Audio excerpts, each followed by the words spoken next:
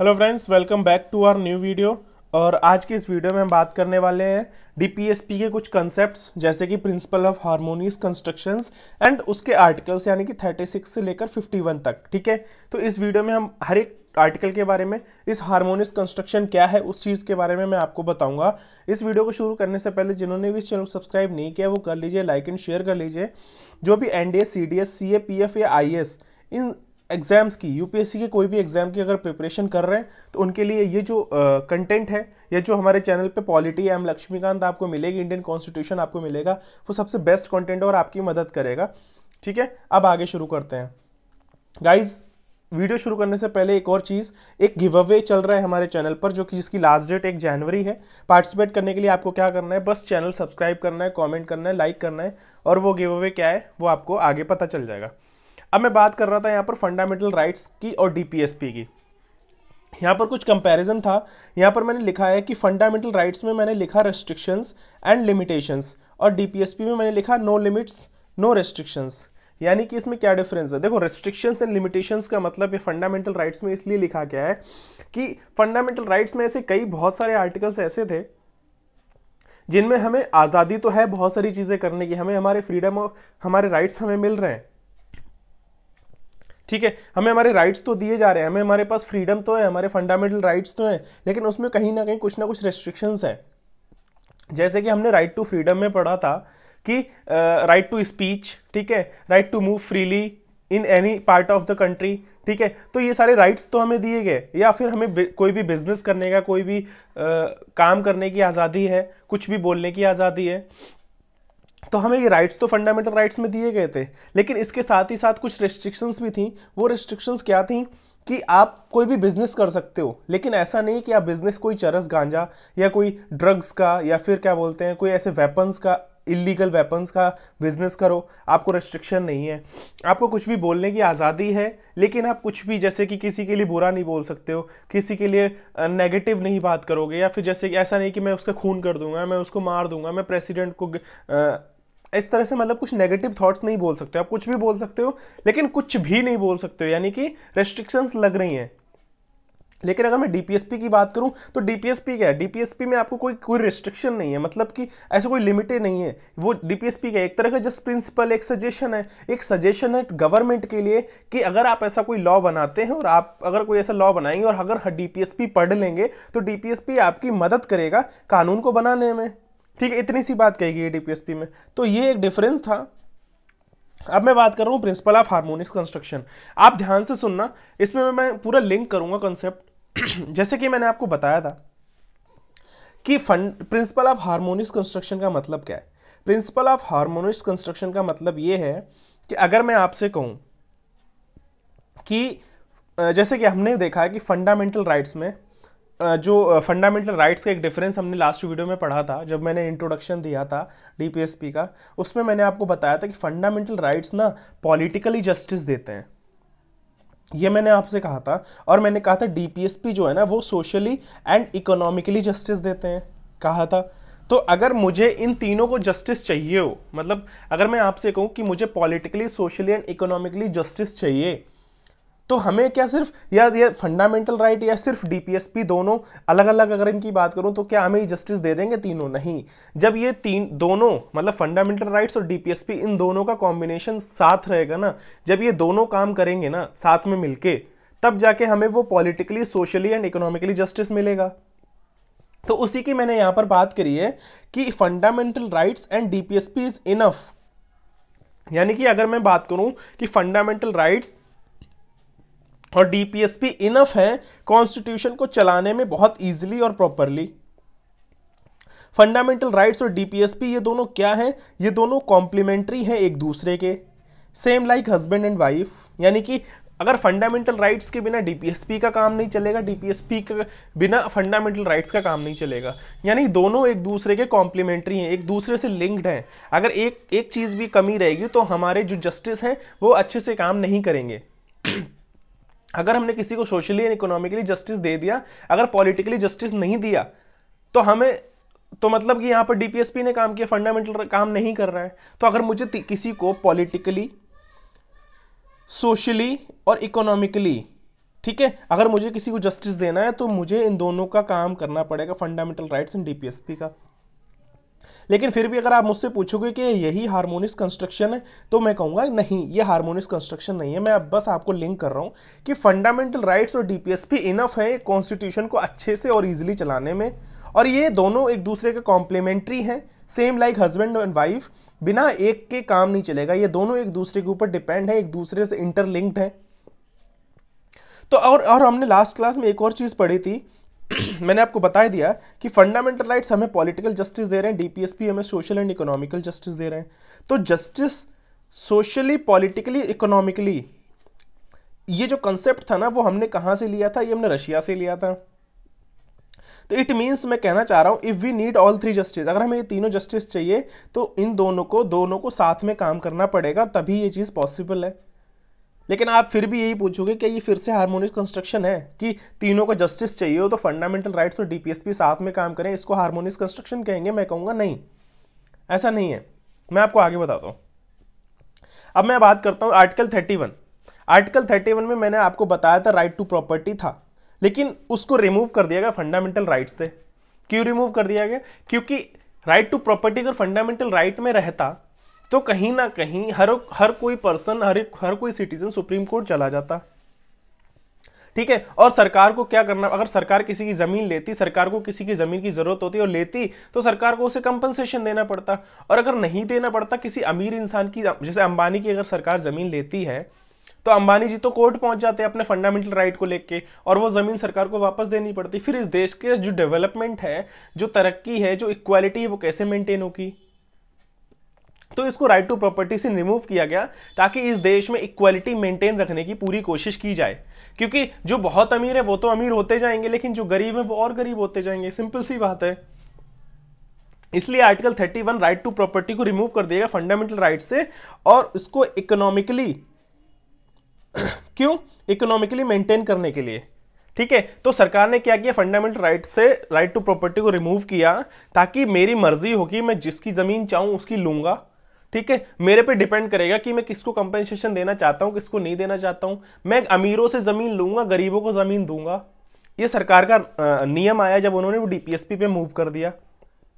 ठीक है, अब मैं बात कर रहा, तो मैं यहां पर बस ये कहना चाह रहा था कि सरकार क्या कर रही है, trying to say maintain equality in our country, और ये क्या करेगा, ये बढ़ावा देगा किसका? सोशलिज्म का और इकोनॉमिकली का।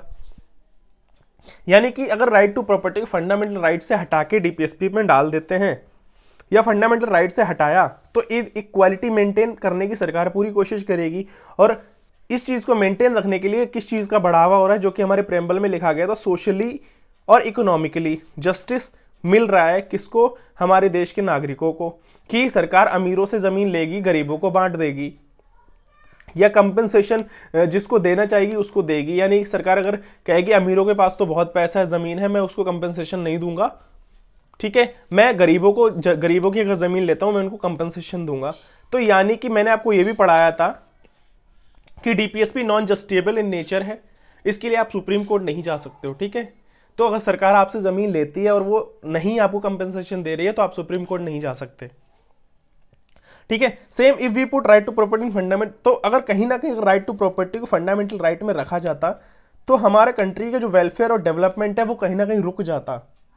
ठीक है, तो अगर मैं बात करूं if there is any problem in fundament, अगर मैं बात करता हूं कि अगर फंडामेंटल राइट में ऐसी कोई भी प्रॉब्लम आती है देश की तरक्की होने में, देश का बढ़ावा होने में, ठीक है, इनइक्वालिटी बढ़ने में, अगर इक्वालिटी मेंटेन रखने के लिए, देश के डेवलपमेंट करने के लिए फंडामेंटल राइट्स अगर इशू क्रिएट कर रहे हैं, तो उस आर्टिकल को या उस राइट को फंडामेंटल राइट से रिमूव कर दिया जाएगा और उसको डाल दिया जाएगा डीपीएसपी में। और डीपीएसपी में ऐसा कोई राइट है जिसकी लोगों को जरूरत है, ठीक है, जिसकी लोगों को जरूरत है, जिससे क्या लोगों को मदद मिलेगी अपने आप को ग्रो करने में, अपने देश की तरक्की करने में। जब अपने देश का कोई नागरिक अच्छा काम करेगा तो हमारे देश की तरक्की होगी। डीपीएसपी में कोई ऐसा राइट है जो जिसकी लोगों को जरूरत है, तो डीपीएसपी से उस आर्टिकल को, उस राइट को उठा के फंडामेंटल राइट में भी डाल दिया जाएगा। ठीक है, तो इसको ही कहते हैं हार्मोनियस कंस्ट्रक्शन, कि अगर ऐसी कोई प्रॉब्लम है फंडामेंटल राइट्स में जो कि हमारे देश की तरक्की को रोक रहा है, ठीक है, उसको हम डीपीएसपी में डाल देंगे। और अगर कोई ऐसा राइट है जो कि डीपीएसपी में है और लोगों को जरूरत है, तो हम वहां से उस राइट को उठाकर फंडामेंटल राइट्स में डाल देंगे। उसको कहते हैं हार्मोनियस कंस्ट्रक्शन।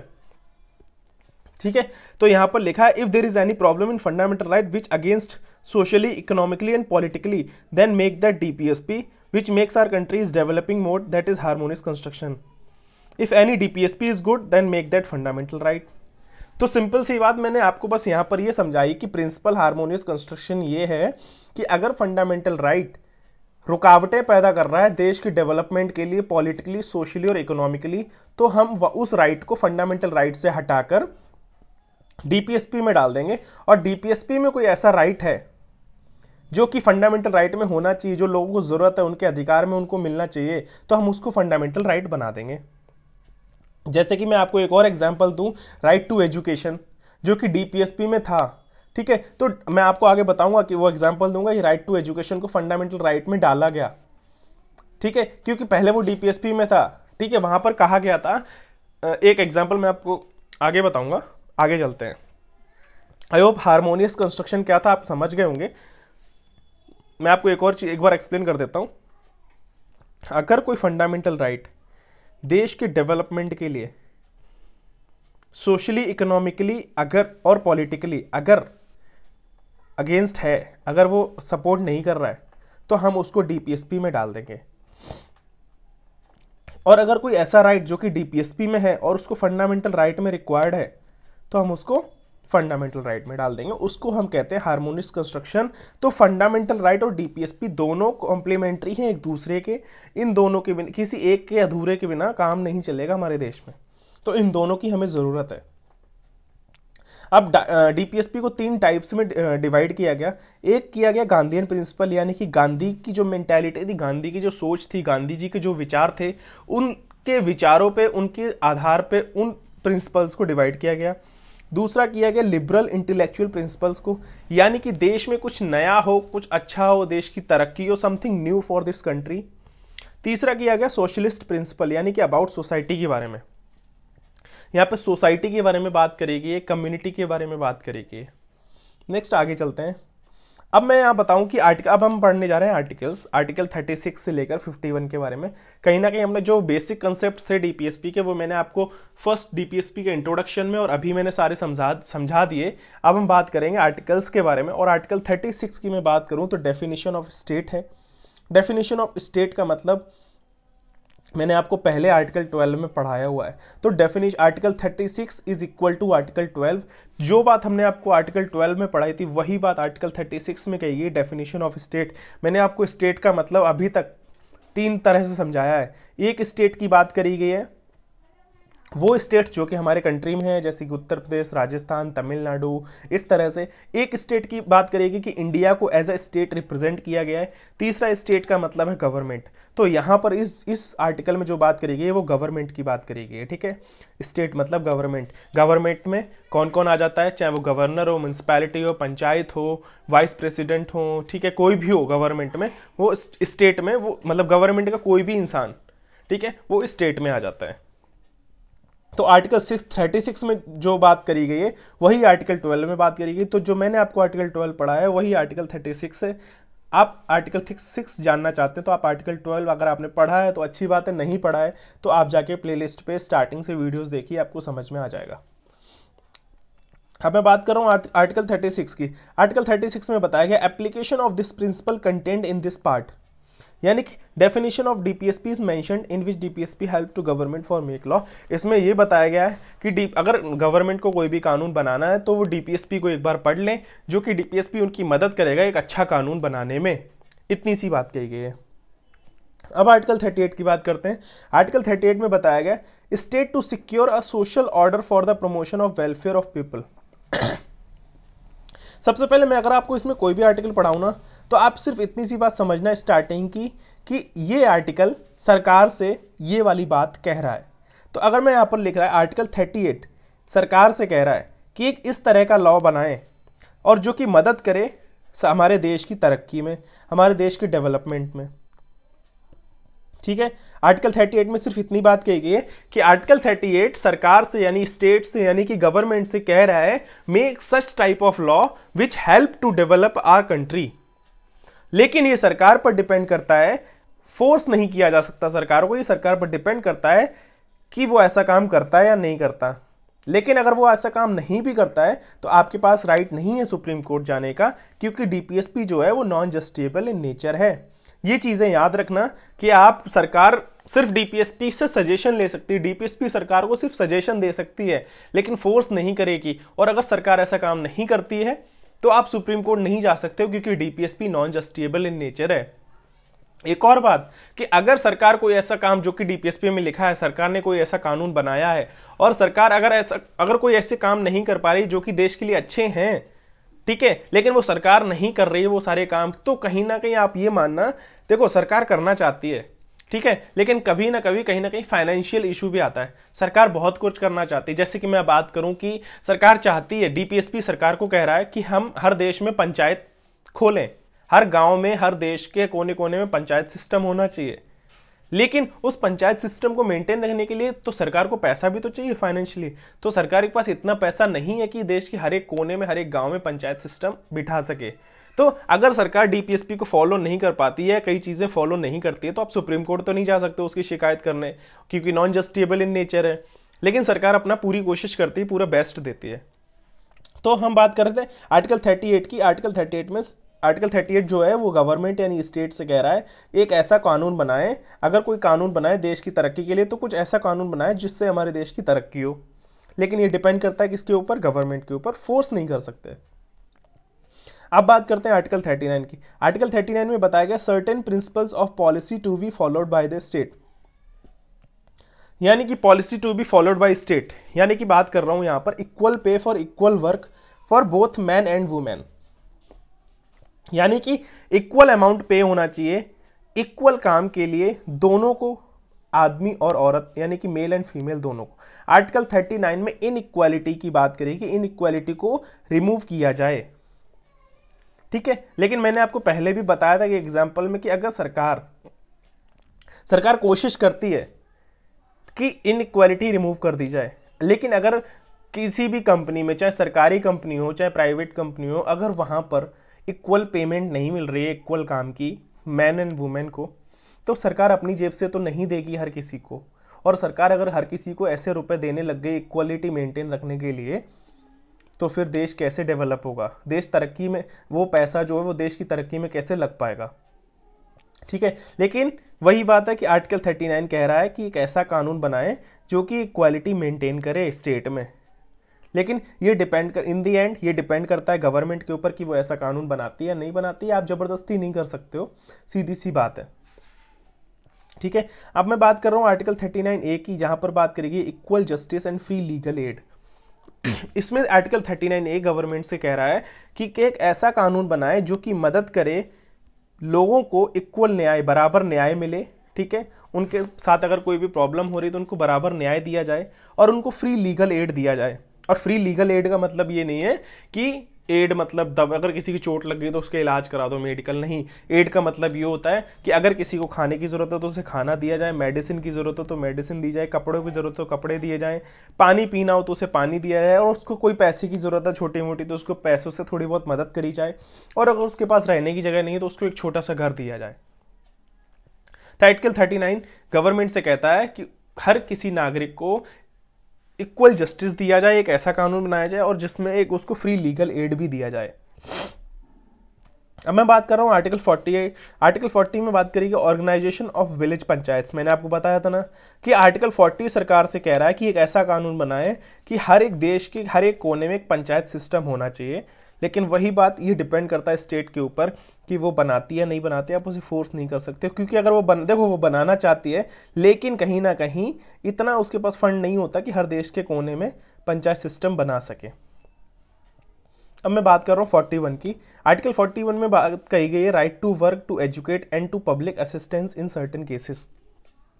यानी कि आर्टिकल 41 सरकार से कह रहा है कि एक ऐसा कानून बनाया जाए जो कि मदद करे लोगों को उनके काम करने की, उनको पढ़ाने की, और वो if people need help of state that the state will help. और अगर उन लोगों को सरकार की जरूरत है तो सरकार उनकी मदद करे, ठीक है। अगर किसी को काम की जरूरत है तो उनको काम दिया जाए, अगर किसी को पढ़ने की जरूरत है तो उनको पढ़ाया जाए, ठीक है। जैसे कि मैंने आपको बताया राइट टू एजुकेशन को फंडामेंटल राइट में ऐड किया गया था, कौन सा अमेंडमेंट में, 86 अमेंडमेंट 2002 में आर्टिकल 21A बनाया गया। राइट टू एजुकेशन डीपीएसपी में था। तो जब आर्टिकल डीपीएसपी में आर्टिकल 41 में कहा गया कि सरकार को एक ऐसा कानून बनाना चाहिए जिससे लोगों को काम मिले, लोग अपनी पढ़ाई करें, और जब एजुकेशन की बात करेगी तभी इस डीपीएसपी से इस एजुकेशन के आर्टिकल को, इस राइट को उठाकर फंडामेंटल राइट में डाल दिया गया 86 अमेंडमेंट 2002 से, ताकि लोगों को पढ़ने का मौका मिले, लोग पढ़ें, पढ़ाई करें। तो आप जानते हो कि अपने एक आर्टिकल में बताया गया था फंडामेंटल राइट जो 21A में मैंने बताया था कि सरकार की जिम्मेदारी बनती है कि 14 साल तक या 14 साल से कम तक के बच्चों तक, जो 14 साल से कम उम्र के बच्चे हैं, उन लोगों को अप टू 8th क्लास पढ़ाना ही है, ये जिम्मेदारी सरकार की बनती है। अब मैं बात कर रहा हूँ आर्टिकल 42 की। आर्टिकल 42 में बताया गया provisions for just and human conditions for work and maternity leave.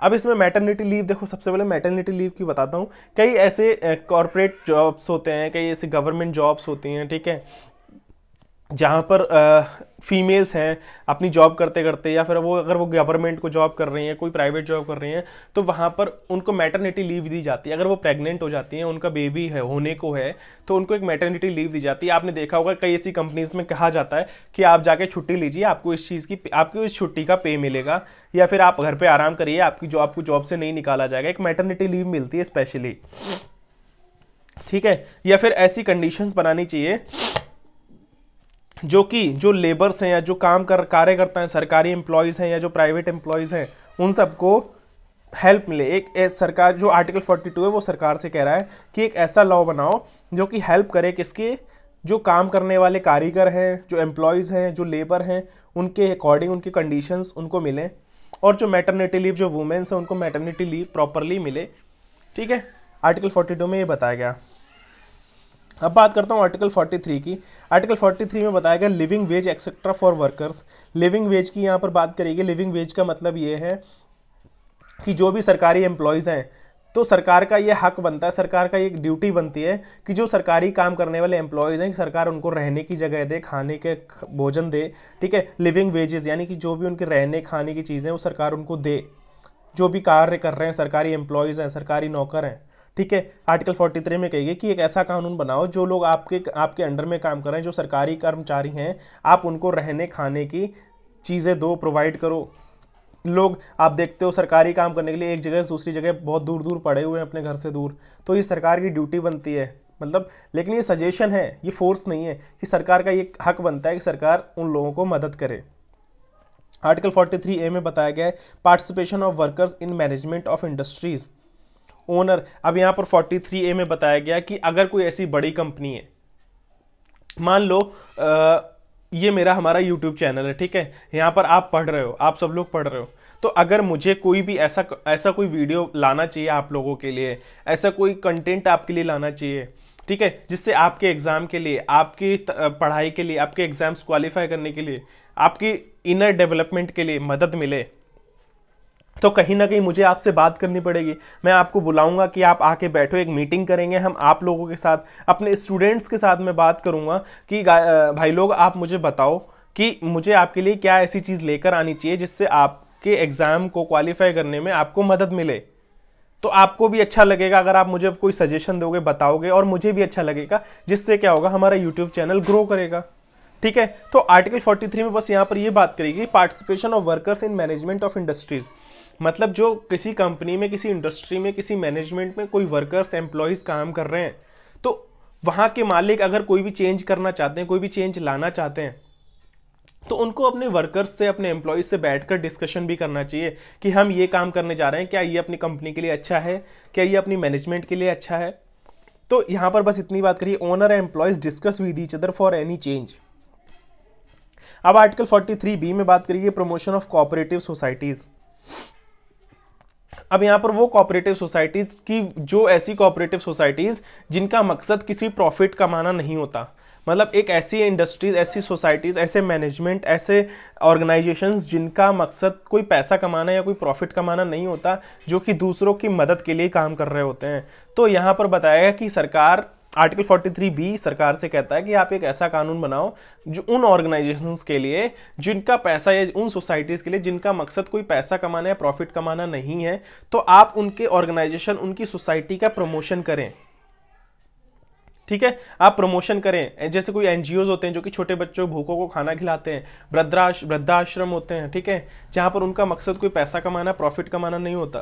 तो सरकार का मतलब सरकार को बताया गया कि आप ऐसा कानून बनाओ जिससे आप उन ऑर्गेनाइजेशन, उन सोसाइटी, उन एनजीओज की मदद करें, उनकी ऑर्गेनाइजेशन को प्रमोट करें। ठीक है, अब आगे चलते हैं। आर्टिकल 44 में बात करिए uniform civil code for the citizen. यहां पर बताया गया है कि आप, यानी कि 44 आर्टिकल सरकार से कह रहा है कि आप ऐसा कानून बनाएं कि एक ऐसा कानून, मतलब इस तरह के कानून बनाने चाहिए जो कि हर एक रिलीजन के लिए इक्वल हो। मतलब लॉ जो है हर रिलीजन के लिए इक्वल होगा। कोई भी कानून बनेगा वो सारे रिलीजन्स के लिए इक्वल होगा, हिंदू, मुस्लिम, सिख, ईसाई। अगर हिंदू वाला कोई ऐसा कोई क्राइम करता है, ऐसा कोई दुष्कर्म करता है जिससे उनको सजा मिलनी चाहिए उस तरह की, या फिर मान लो किसी भी हिंदू धर्म के इंसान ने अगर कोई चोरी कर ली तो उसको 5 साल की सजा हिंदू धर्म के इंसान के लिए लिखी है, तो सेम वो मुस्लिम को भी मिलेगी, सिख को भी मिलेगी, ईसाई को भी मिलेगी। यानी कि वही सजा जो 5 साल की चोरी के ऊपर लिखी गई है वो हर एक धर्म के इंसान के लिए इक्वल है। यानी कोई ऐसा कानून बनता है वो हर एक रिलीजन के लिए इक्वल है। अब मैं बात कर रहा हूं आर्टिकल 45 की। आर्टिकल 45 में बताया गया provisions for early childhood care and education to childrens below the age of 6 years. यानी कि इसमें देखो, सबसे पहले मैंने आपको एक चीज बताई थी कि अपने कॉन्स्टिट्यूशन में ना एक चाइल्ड की पर्टिकुलर डेफिनेट एज क्या होनी चाहिए कि उस एज के क्राइटेरिया से हम उस बच्चे को चाइल्ड कह सकें, छोटा बच्चा कह सकें। ऐसी कोई डेफिनेशन अपने कॉन्स्टिट्यूशन में गिवन नहीं है। तो उसी के आधार पर यहां पर बताया गया है कि आर्टिकल 45 सरकार से कह रहा है कि इस तरह का कानून बनाया जाए कि जहां पर जो 6 साल के बच्चे हैं, 6 साल से छोटे बच्चे हैं, उनको एक प्रॉपर एजुकेशन मिले और उनको चाइल्डहुड केयर मिले। अब यहाँ मैंने आपको एक बार बताया था 14 एज तक के बच्चों को पढ़ाया जाना चाहिए, लेकिन यहाँ पर 6 साल या 6 साल से कम बच्चे तक को, 6 साल से कम उम्र तक के बच्चों की बात करी गई है कि 6 साल से कम उम्र के बच्चों को प्रोवाइड की जाए एक प्रॉपर एजुकेशन और उनका चाइल्डहुड केयर। और हमने पढ़ा था कि ऐसी कोई एज चिल्ड्रन की ऐसी कोई प्रॉपर क्राइटेरिया नहीं गिवन है, डेफिनेशन नहीं गिवन है अपने कॉन्स्टिट्यूशन में। तो मैंने आपको बताया था स्टेट 86 अमेंडमेंट 2002 में राइट टू एजुकेशन को टिल एज 14 तक बनाया गया कि 14 साल और 14 साल से कम उम्र के बच्चों को प्रॉपर पढ़ाया जाएगा। ठीक है, और ये कंपलसरी है टिल क्लास 8th तक। ये था अपना आर्टिकल 45 में। तो अगर मैं आपसे, आप ये देख रहे हो हर आर्टिकल में मैं आपसे ये कह रहा हूं कि ये वाला आर्टिकल सरकार से कह रहा है, सजेस्ट कर रहा है कि ये आप एक इस तरह का कानून बनाओ, मतलब सजेस्ट कर रहा है वही सारी चीजें कि ये सारे आर्टिकल्स डीपीएसपी में इसलिए लिख दिए हैं ताकि सरकार को मदद मिले एक अच्छा कानून बनाने में। ठीक है, तो हर एक आर्टिकल डीपीएसपी का सरकार से कह रहा है, सजेस्ट कर रहा है कि आप ऐसे काम करो, ऐसे कानून बनाओ। ठीक है, लेकिन वही चीज़ है, ये सारी चीज़ें डिपेंड करती हैं सरकार के ऊपर कि वो ऐसा काम करना चाहती है या नहीं करना चाहती है, क्या उसके पास इतना फाइनेंशियली फंड है या नहीं। अगर उसके पास फंड होगा तो वो डेफिनेटली ऐसे कानून बनाएगी और वो अपने काम करेगी, लेकिन आप उसको फोर्स नहीं करोगे। अगर वो ऐसे काम नहीं करते तो आप सुप्रीम कोर्ट नहीं जा सकते हो।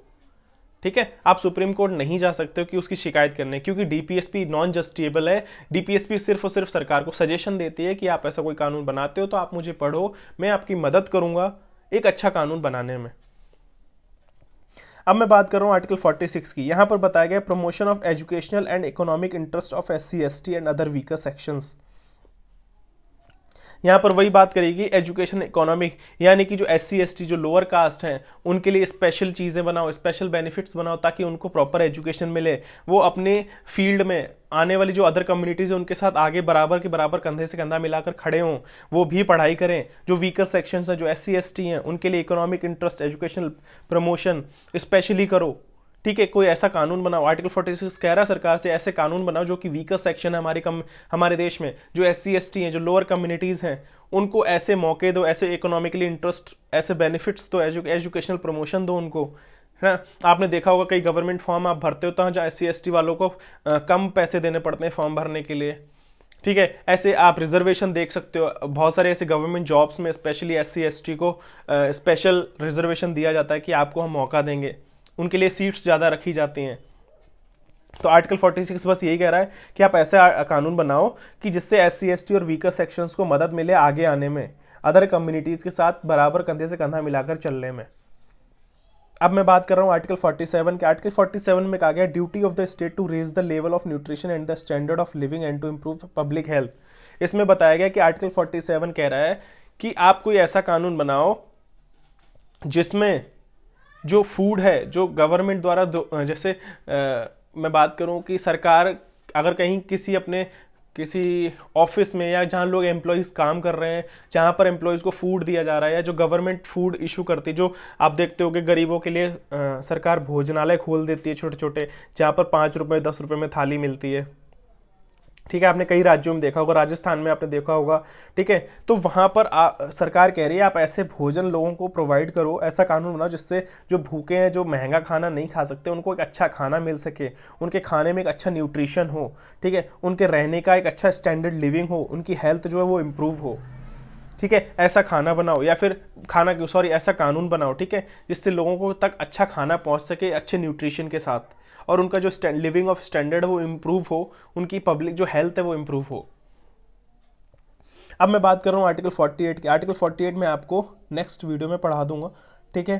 तब तक मैं बात कर रहा हूँ आर्टिकल 49 की। इसको एक बार आप इग्नोर करना, ठीक है, क्योंकि वीडियो काफ़ी ज़्यादा लंबा हो जाएगा। आर्टिकल 48 और मैं आपको 50 और 51 ये 3 आर्टिकल मैं आपको नेक्स्ट वीडियो में पढ़ा दूंगा। आर्टिकल 48 की मैं बात करूं तो उसमें बताया गया protection and improvement of environment and safeguarding of forest and wild life.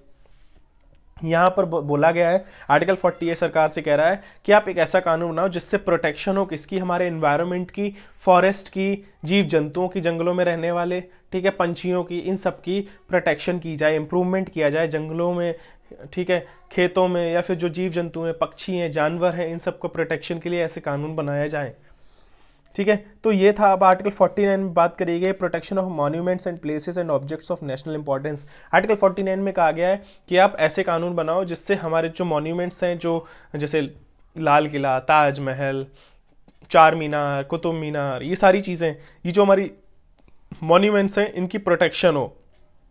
अब ऐसा नहीं है, कई लोग आप देखते हो कि मॉन्यूमेंट्स वगैरह में, अगर आप जयपुर नाहरगढ़ वगैरह गए हो, अलवर मतलब नाहरगढ़, आमेर वगैरह गए हो, वहाँ आप देखते हो कि पत्थरों के ऊपर लोग लिख जाते हैं, कुछ भी लिख जाते हैं, दिल विल बना जाते हैं ऐसे करके, ठीक है। तो ऐसा लोगों को नहीं करना चाहिए, क्योंकि वो हमारी ऐतिहासिक इमारतें हैं, उनकी प्रोटेक्शन हमारी जिम्मेदारी है। तो आर्टिकल 49 बस यही कह रहा है लोगों से कि आप ऐसा लॉ बनाओ जिससे हमारी जो मॉन्यूमेंट्स हैं, जो नेशनल इंपॉर्टेंस हैं, ठीक है, उनको प्रोटेक्शन दी जाए, जगहें हैं उनको प्रोटेक्शन दी जाए, वो ऐसे ख़राब नहीं होनी चाहिए। तो हमारे कौन कौन से आर्टिकल रह गए, 48, 51 और 51, ठीक है। इन 3 आर्टिकल्स को हम नेक्स्ट वीडियो में पढ़ेंगे। तब तक के लिए आई होप इस वीडियो में आपको मैंने जो भी चीज़ें बताई वो सारे समझ में आएंगे, एक एक आर्टिकल आप समझ गए होंगे। तो इन दी एंड हर एक आर्टिकल में बस ये बात करी गई है कि DPSP के सारे आर्टिकल्स हैं 36 to 51, ठीक है। हर एक आर्टिकल सरकार से बस ये कह रहा है कि आप एक ऐसा कानून बनाओ जिससे हर एक इंसान, हर एक कम्युनिटी, हर एक सिटीज़न हमारे देश के डेवलपमेंट, चाहे वो मॉन्यूमेंट हो, चाहे वाइल्ड लाइफ हो, ठीक है, और चाहे एजुकेशन हो, चाहे फूड हो, हर एक चीज़ के ऊपर कानून बनाने के लिए सजेशन दिया गया है सरकार को कि आप एक अच्छा कानून बनाते हो इस चीज़ को लेकर, तो आप इस तरह का कानून बनाओ जिससे आपको मदद मिलेगी एक अच्छा कानून बनाने में। लेकिन बस ये है कि जो अपना DPSP है वो नॉन जस्टिएबल इन नेचर है ना। तो आप ऐसा नहीं है कि ये सब चीज़ें ना डिपेंड करती हैं सरकार के ऊपर कि वो ऐसा करना चाहती है नहीं करना चाहती, और डेफिनेटली सरकार करेगी, सरकार करती है अगर उसके पास फंड होता है तो, ठीक है। लेकिन अगर इन सब चीज़ों को अगर वो सच में मेंटेन करने बैठ गई ना कहीं सरकार डेवलपमेंट नहीं कर पाएगी और चीज़ें नहीं कर पाएगी, और उसके पास इतना पैसा है भी नहीं कि वो हर एक नागरिक को इस हर एक लेवल पे सारी चीज़ें प्रोवाइड कर सके। और वो अपना बेस्ट देती है, सरकार काम करती है, और अगर नहीं भी करती है, वो अपने अकॉर्डिंग नहीं कर पाती, तो आप सुप्रीम कोर्ट नहीं जा सकते हो, सरकार की शिकायत नहीं लगा सकते हो, ये आपके पास राइट नहीं है। DPSP में यह राइट आपको नहीं दिया गया है। तो यही था अपने DPSP में 3 आर्टिकल्स रह गए, वो अपने नेक्स्ट वीडियो में हम बात करेंगे। तब तक मिलते हैं नेक्स्ट वीडियो में। Thank you, have a good day and bye bye, जय हिंद।